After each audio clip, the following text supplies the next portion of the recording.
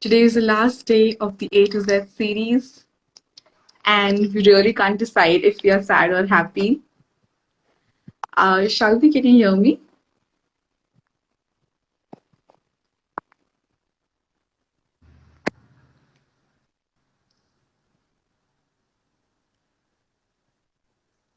Shalvi, can you hear me? No, your voice is breaking. Now is it fine? Am I audible? Yeah, yeah, it's good. Because for me, your sound is breaking. It's not so clear. Okay, is it now? I think it's better. I think it will get better. It's always the same case every time when we start. Okay, so everyone, she is Mrs. Shalu Bharati, and she's a counseling psychologist from Mind Your Minds. It's the 26th episode of the A to Z series, and today is the last day. And like I said, we can't decide if you're sad or happy. But we are proud of ourselves that we were so consistent for the 26 days. And yes, we are happy. Yes. So it's a completion of some task that we're going to complete today. And we feel so happy and proud of ourselves that we could do it consistently without even a single break. So Yes, kudos. yes. So on that Yeah. note, let's start. Yes, so you can quickly share with everyone why are we doing this series the very last time. Yes, for every day we've been speaking the same thing. For our viewers who already know for 26 days who are here, it's like in their brain now. It's wired in their brain. Why are we here? But for the new joiners, I'll quickly share that why we are here. It is just to let people know and understand some psychological words which carry deeper meanings and some new psychological words that can be understood and known to everyone that they can, learn about it and understand some situations that these are common situations in everybody's life. It is nothing to be tabooed or feel stigmatized. And just to give an insight about these words, they are in psychology dictionary, but they cannot be used literally also, but they could be understood for everyone. It is like an understanding for everyone, for us too, and for the common people around who are not from the psychology background, but they can understand this in what is happening in their day-to-day life. So these words and phenomena that we had been sharing for last 26 days, some are new to them and some are old to them, but they don't know exactly what does it mean. So that's why we are sharing every day here. And I hope we were consistent enough and we could reach out to people and make them understand. Yes. And for our viewers to know, we have taken these words from the Oxford Dictionary of Psychology by Andrew Coleman and also the American Psychological Association APA dictionary. Yes. So yes, Dee, let's start with the Yeah. first word. Yes. So for the first, I'll start from the dictionary, meaning from the dictionary itself, and then we can discuss as usual that we have been doing. So first, today is the Zeigarnik effect. So I'll read from here first. Zeigarnik effect, the tendency for uninterrupted task in some circumstances to be recalled better than completed task. This was done by Bluma Zeigarnik. After her name, this effect is known as Zeigarnik effect. What happened was Bluma was sitting in a restaurant as usual, and she came to know that there is something happening with the waiter. When the waiter was serving the order, and when the bill was settled, and when she asked the waiter that now what did that person eat, the one who settled the bill, the waiter was not able to recall what that client ate, that person ate. But the waiter quickly recalled all the things on every table where the bill was not settled. So this came to be known as Zeigarnik effect, that if you are not completing a task, that task is always remembered. And if you complete the task is forgotten. So you know what? because she said that the task specific tension is created in your brain, and this tension keeps you reminding of those things again and again and over and again, and that's why you don't forget. But once the task is finished, that tension is gone, and then you forget everything and you bring more space to new things in your brain. So that way, it is like creating more space that this task is done, so forget it, and this task is not done, so remember. This is like you can remember from Gestalt psychology also that we had talked about in our earlier sessions, that when you have dots, you want to Mhm. complete the figure. If Yeah. the dots are placed in a triangle, you want to complete it. That is how your mind processes. If it is incomplete, your mind will say, oh, this is incomplete, and you'll remember you want to complete it. If I give you an example, if you wanted to buy some nice dress from the shop, if you bought that dress, you will not remember anymore. But if you did not buy that dress, all your life, you will remember that dress. Oh, I could not buy that dress. I think everyone can identify with this situation. Yeah, so the Can waiter one you, that you had Priyansi? given, yeah, the waiter one that you had given actually happens whenever we go into a restaurant. The waiter clearly remembers the order that you had ordered dal, you ordered chapati, but as soon as it is over, it's like, oh, what did you order? We don't know. The bill is done. My task is complete because that is what the duty is of the waiter to serve and get the bill done. So yes, I can definitely connect to it, and I guess it happens with students as well, right? Like when you are studying, you if you're someone who doesn't complete the whole chapter, you take a break.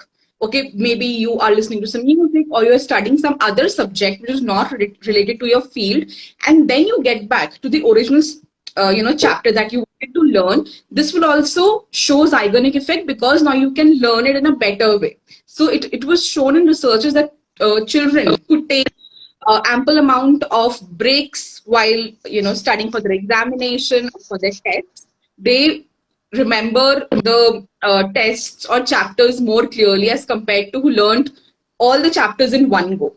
So that's also like a Yes. Zygon. Yeah.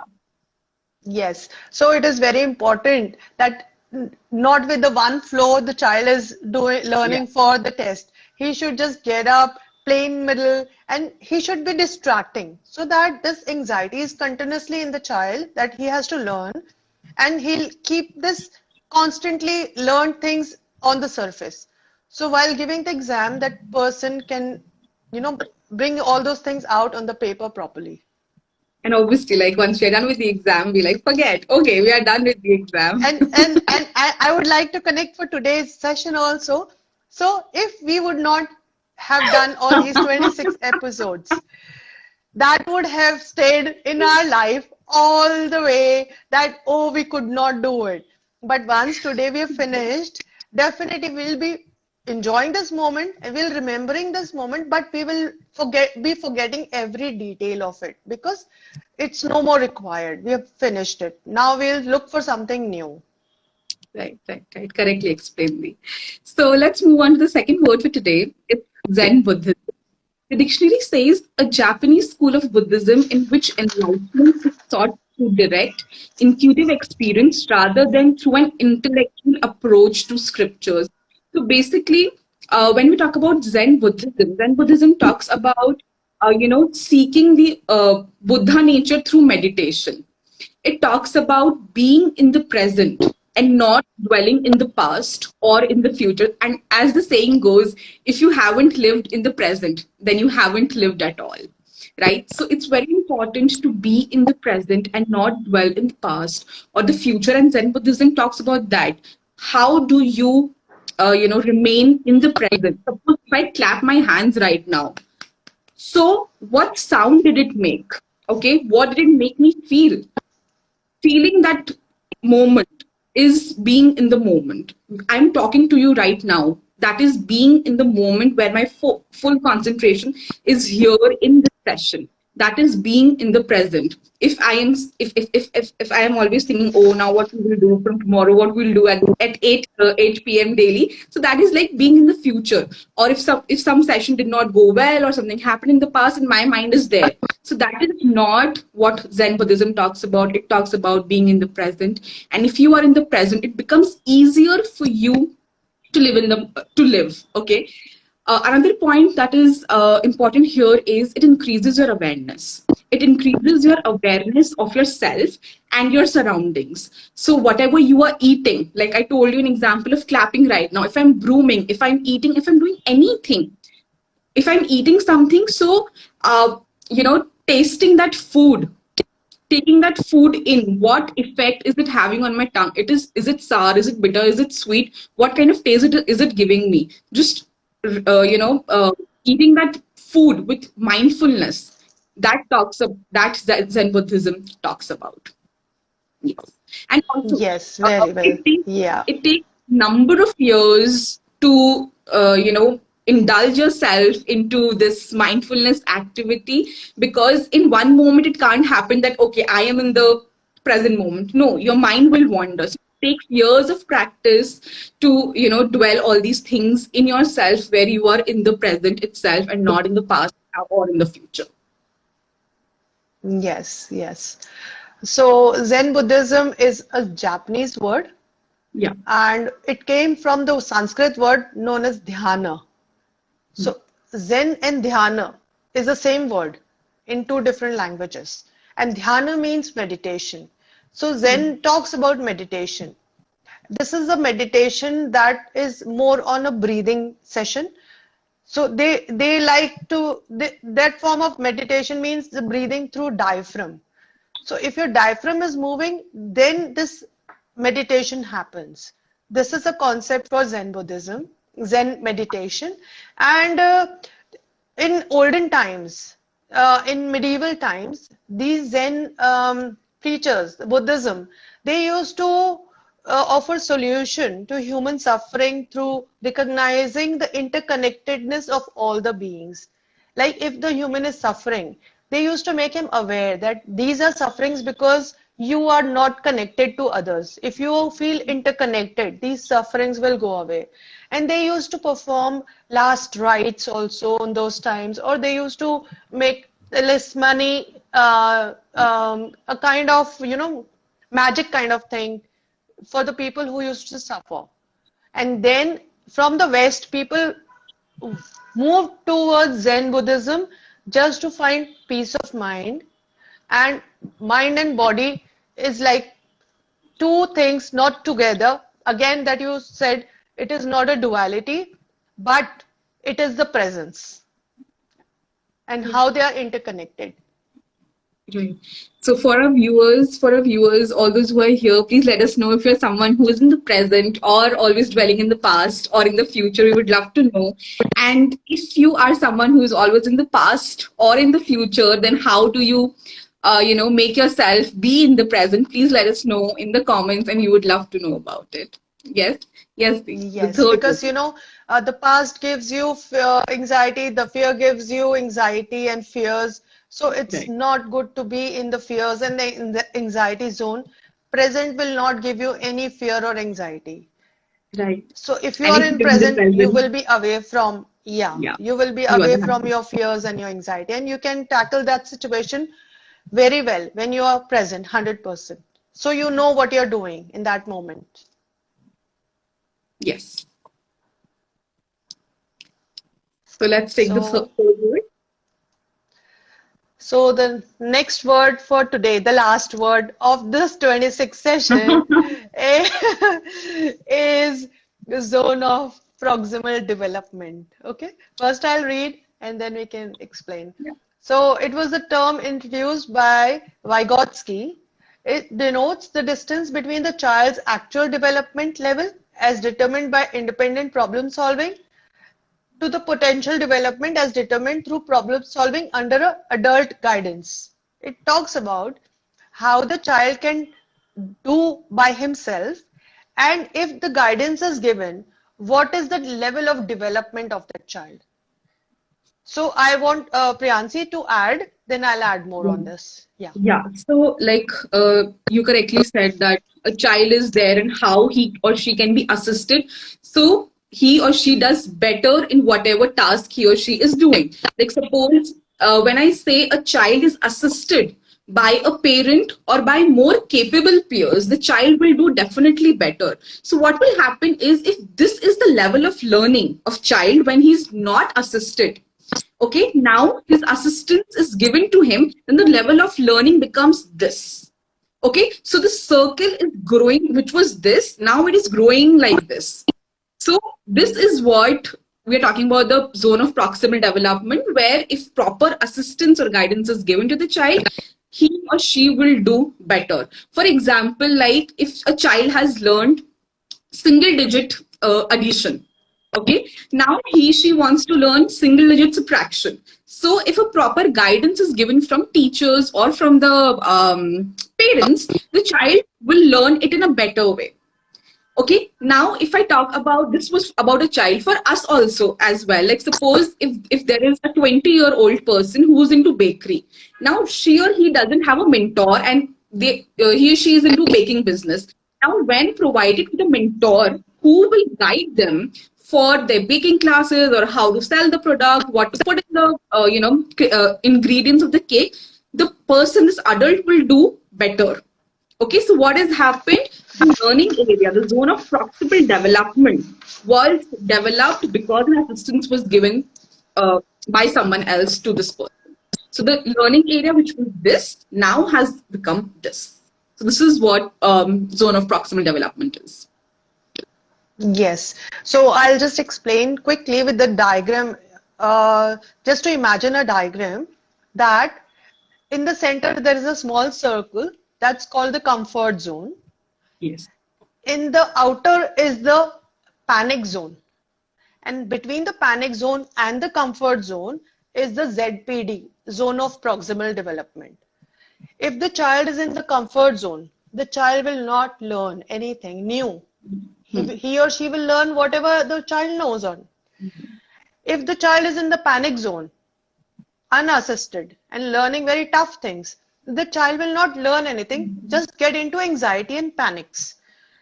The best learning area is called the zone of proximal development. And when the child is starting to learn, child or anyone, you, me, everyone, if that person is trying to learn something new, first he has to come out of the comfort zone, but stay in the proximal development zone near the comfort zone. And slowly move towards the higher zone in ZPD.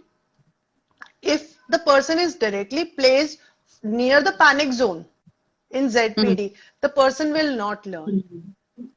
This zone, ZPD, is the area where a child or a person needs assistance. And if they are given good assistance, they can do anything in life.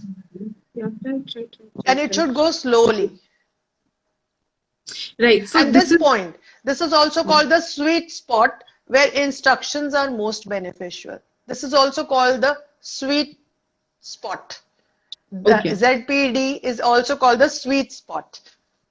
Okay, so like this is just like, we say that it is good that parents assist the child and they just don't leave it on the teachers or any one person that, okay, you take care of the child's learning, but it is a collective, work that we're doing for the child or maybe for adults. Yeah, for adults, for adolescents, anyone. So the guidance is really required for anyone for that fact, so that we can do better in our life and our learning increases. Right.